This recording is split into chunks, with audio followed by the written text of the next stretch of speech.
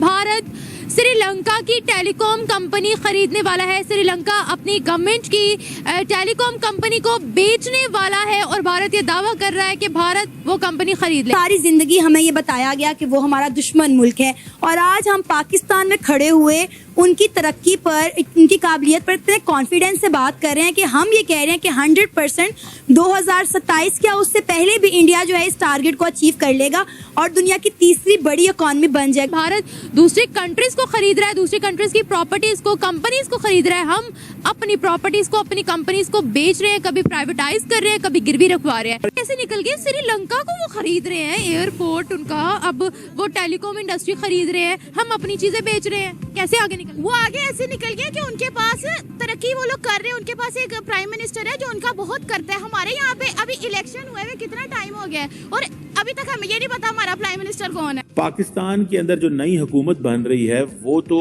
IMF programme के लिए जा रहे हैं, बिकॉज हमने इस जून तक तकरीबन 24 अरब डॉलर के कर्जे देने हैं। इंडिया अकेला सोलो फ्लाइट ले गया और इंडिया ने 15-18 साल, इन 15 सालों में वो एक अपनी चीजें शिफ्ट कर ली।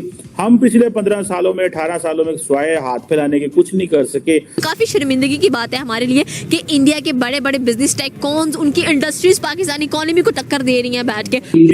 अमेरिकन ब्रांड्स ने उनको ये कहा भाई आप चाइना से निकलो, जिसको वो कभी डी रिस्क कहते हैं, कभी वो डी कपल कहते हैं, लेकिन उन्होंने एक लार्जर पिक्चर खींच दी है अमेरिकन बिजनेस कम्युनिटी के लिए कि आप की जो इन्वेस्टमेंट है वो चाइना के अंदर सिक्योर नहीं है, इंडिया हमारा दोस्त है, सो लिहाजा ये फ्रेंड शोरिंग जो है वो हो रही है। भारत श्रीलंका की टेलीकॉम कंपनी खरीदने वाला है। श्रीलंका अपनी गवर्नमेंट की टेलीकॉम कंपनी को बेचने वाला है और भारत ये दावा कर रहा है कि भारत वो कंपनी खरीद लेगा। इससे पहले भारत ने $300 मिलियन दिए थे श्रीलंका के एयरपोर्ट को खरीदने के लिए। अब टेलीकॉम इंडस्ट्री को खरीदा जा। हम लाते हैं टॉक शोज और अनलिमिटेड एंटरटेनमेंट सिर्फ YouTube पर। अगर आपने अभी तक हमारा चैनल सब्सक्राइब नहीं किया तो अभी सब्सक्राइब करें और बेल आइकॉन को क्लिक करके हमारी लेटेस्ट वीडियोस के बारे में अपडेट जानें। भारत की तरक्की जो है वो दुनिया में बुलंदियों को छू रही है। भारत की अर्थव्यवस्था दुनिया में 5वें नंबर पर आ गई है और आगे आने वाली 2-3 सालों में भारत की अर्थव्यवस्था 3रे नंबर पर आ जाएगी। हाल ही में आई एक रिपोर्ट के अनुसार टाटा की टोटल वेल्थ जो है वो 30 लाख करोड़ डॉलर की है, जबकि पाकिस्तान की पूरी इकोनॉमी 27 लाख करोड़ डॉलर की रह गई है। दोस्तों, इसी तरह भारत की जो कंपनी है अंबानी की, रिलायंस कंपनी है, वो अब श्रीलंका की एयरपोर्ट्स और वहाँ की टेलीकॉम कंपनी को खरीद रही है। तो दोस्तों, इस खबर के सामने आने के बाद पाकिस्तानियों के होश उड़ गए हैं कि तरक्की का डंका पूरी दुनिया में धीरे धीरे बजने लगा है। One of the fastest country जो कि इस टाइम GDP पे खेल रही है और इकोनॉमी के ऊपर बहुत ज्यादा फास्ट उसकी इकोनॉमी चल रही है। लेकिन मुझे ये चीज समझ नहीं आती कि लेकिन पाकिस्तान के जो ऑपोजिशन लीडर हैं, इमरान खान साहब ऑपोजिशन लीडर तो अब नहीं है लेकिन बड़ी ऑपोजिशन पार्टी है, उस पार्टी ने IMF को खत लिख दिया और कहा है कि पाकिस्तान को पैसे ना दें। इतनी हाँ, क्या कहते, क्या बातें कर रही हैं आप? कनक की तरफ जाना चाहूंगी। जो है वो घर में मिलती है, राशन उनको घर में मिलता है, 2 रुपए किलो कनक, जो वो उनको घर में उनके जो कार्ड बने हुए हैं वो उनको घर प्रोवाइड करते हैं। वो कहती है कि हमारे यहाँ पे जो कुछ भी है ना वो आके तारीफें कर रही होती है कि हमारे यहाँ ऐसे, हमारे यहाँ ऐसे, हम सिर्फ उनको देख रहे होते हैं। उनकी आबादी बहुत बढ़ गई। हम कह रहे हैं रेलवे निजाम इतना अच्छा हो गया, वंदे भारत वहाँ पे चलती है, इलेक्ट्रिक ट्रेन वहाँ पे चलती हैं। आपने तो इंडिया के मतलब रेलवे स्टेशन को भी रगड़ दिया बीच में। भारत में बैठे हुए लोग हंस रहे होंगे पाकिस्तान के ऊपर कि यार ये कैसा मुल्क है जो अपने ही मुल्क को डिफॉल्ट करना चाहता है। ये कैसे लोग हैं?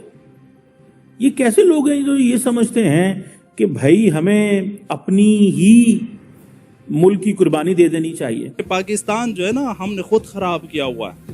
वो कैसे कि हमने वो लोगों को जो है ना बार बार लेके आए जो हमें 40 साल से एक ही ख्वाब दिखा रहा है। पहले IMF के जितने भी मुआहदे किए थे सबको तोड़ना शुरू कर दिया और वो इस तरह कि उन्होंने अवाम को मैसिव सब्सिडी देनी शुरू कर दी, पेट्रोल प्राइसेस सस्ती कर दी, पेट्रोल की कीमतें कम कर दी। हालांकि IMF कह रहा है कि आप पेट्रोल की कीमतें कम नहीं कर सकते। भारत के अंदर जो गूगल है वो सुनने में आ रहा है कि वो प्लान कर रहा है कि पिक्सल स्मार्टफोन्स बनाएगा इंडिया में नेक्स्ट क्वार्टर के अंदर। और ये देखें अमेरिका की बहुत बड़ी सर्च इंजन है, जायंट है बल्कि आप समझें, कि गूगल अगर ये प्लान कर रहा है, गूगल अगर ये चीज प्लान कर रहा है, सोच रहा है और उसने ये फैसला कर लिया है कि हमने सप्लाई चेन को डाइवर्सिफाई करना है और चाइना से चीजें निकाल के तो इंडिया में स्मार्टफोन मार्केट लेके जानी है, तो आप इसका अंदाजा लगा सकते हैं कि इसकी क्या कॉन्सिक्वेंसेस हो सकते हैं फॉर अ लार्जर स्केल हवाले से।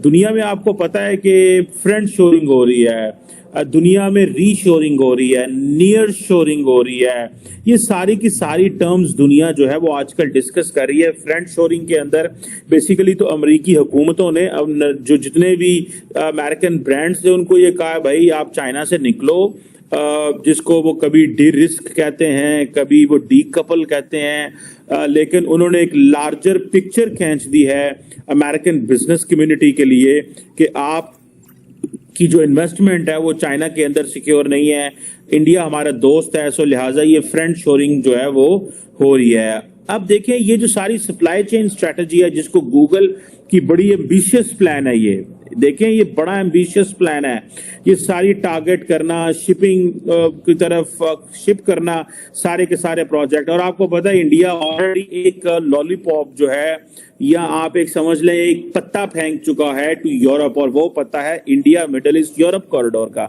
अभी हाल ही में जो ग्रीस के प्राइम मिनिस्टर आए हुए थे इंडिया, तो क्या बात हुई, उन्होंने कहा जनाब आप क्योंकि मेडिटेरेनियन सी में आपकी बड़ी पहुंच है और आप मेडिटेरेनियन सी के अंदाता हैं, एक इटली है, एक आप हैं, एक टर्की है या फिर आगे स्पेन वगैरह हैं, तो हम तो ग्रीस के साथ ताउन बढ़ाना चाहते हैं। वो इसलिए बढ़ाना चाहते हैं कि ये जितने भी अमेरिकन इन्वेस्टर हैं, अमेरिकन इंडस्ट्रियलिस्ट हैं, उनको ये पैगाम दिया जा रहा है कि आप इंडिया में इन्वेस्ट करें, हम आपकी प्रोडक्ट को मिडिल ईस्ट और यूरोप में लेके जाएंगे। आप अगर चाइना में करते थे तो चाइना ने तो अपने रूट्स बनाए हुए थे, लेकिन हम आपको रूट देते हैं। सो जिन लोगों को नहीं पता कि इंडिया ये सारा कुछ क्यों कर रहा है, ये सारा कुछ प्लान कर रहा है, वो इंडिया इसीलिए प्लान कर रहा है क्योंकि जितनी भी ये फ्रेंड शोरिंग के तहत या नियर शोरिंग के तहत ये जितनी भी इंडस्ट्री शिफ्ट होगी, और ये कहा जा रहा है कि ये जो इंडस्ट्री शिफ्ट होगी ये इंडस्ट्री एवं नहीं शिफ्ट हो रही, इसके पीछे इंडिया ने पूरा काम किया हुआ है। पाकिस्तान के जो अपोजिशन लीडर हैं इमरान खान साहब, अपोजिशन लीडर तो अब नहीं है लेकिन बड़ी अपोजिशन पार्टी है, उस पार्टी ने IMF को खत लिख दिया और कहा है कि पाकिस्तान को पैसे ना दें, इससे पहले क्या कराएं, वोट ऑडिट करवाएं। अगर पाकिस्तान वोट ऑडिट करवाता है तो ठीक है, अदरवाइज कोई बात नहीं। अगर पाकिस्तान को पैसे ही ना दिए जाएं, मैं समझता हूं इससे बड़ी मुल्क दुश्मनी कोई भी नहीं हो सकती। अब मजे की बात देखें, भारत में बैठे हुए लोग हंस रहे होंगे पाकिस्तान के ऊपर कि यार ये कैसा मुल्क है जो अपने ही मुल्क को डिफॉल्ट करना चाहता है, ये कैसे लोग हैं, ये कैसे लोग हैं जो ये समझते हैं कि भाई हमें अपनी ही मुल्क की कुर्बानी दे देनी चाहिए। बेसिकली इमरान खान साहब की पॉलिटिक्स ये है कि पाकिस्तान डिफॉल्ट कर जाए, जब पाकिस्तान डिफॉल्ट करेगा तो उसके बाद वो क्या करेंगे, फौज कमजोर होगी। So in fact he wants to weaken the army of Pakistan, और पाकिस्तान की आर्मी को कमजोर करने के लिए वो समझता है कि डिफॉल्ट करवाएं पाकिस्तान को। वो जब उनके खिलाफ वोट ऑफ नो कॉन्फिडेंस आया था तो तब भी वो चाहते थे कि पाकिस्तान डिफॉल्ट कर जाए, क्योंकि उन्होंने जाने से पहले IMF के जितने भी मुआहदे किए थे सबको तोड़ना शुरू कर दिया, और वो इस तरह कि उन्होंने अवाम को मैसिव सब्सिडी देनी शुरू कर दी, पेट्रोल प्राइसेस सस्ती कर दी, पेट्रोल की कीमतें कम कर दी। हालांकि IMF कह रहा है कि आप पेट्रोल की कीमतें कम नहीं कर सकते। तो आपको ये वीडियो कैसा लगा कमेंट बॉक्स में जरूर लिखिए, इस वीडियो को लाइक कीजिए, शेयर कीजिए, सब्सक्राइब करना ना भूलिए आपके चैनल EFC.Z को। तो मिलते हैं अगली वीडियो में। जय हिंद।